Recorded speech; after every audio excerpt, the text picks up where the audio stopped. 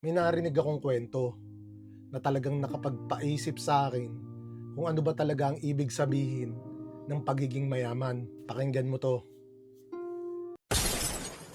May isang negosyante na nakipag-usap sa isang mangingisda at tinanong siya kung anong karaniwan niyang ginagawa sa maghapon. Sinabi ng mangingisda na gigising siya, naglalaan ng oras kasama ang kanyang asawa at mga anak, umiinom ng kape sa bahay habang napapaligiran ng kalikasan, at pagkatapos pumapalaot siya upang mangisda, sapat lang para matustusan niya ang kanyang pamilya.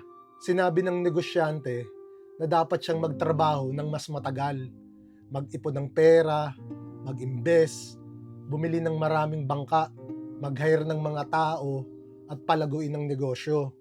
Nagtanong ang mangingisda kung bakit. Sumagot ang negosyante, para balang araw makapagretiro ka, makasama mo ang pamilya mo at makainom ka ng kape sa bahay habang napapaligiran ng kalikasan. Ngumiti lang ang mangingisda at sinabi niya, meron na ako niyan, at doon ko talaga napagtanto. Hindi iisa ang paraan para maging mayaman. Ang tunay na kayamanan ay hindi palaging nasusukat sa mga bagay na ipinapakita sa iba. Minsan, ito ay simpleng pagkakaroon ng kalayaan na mamuhay sa buhay na meron ka na. Sa pool.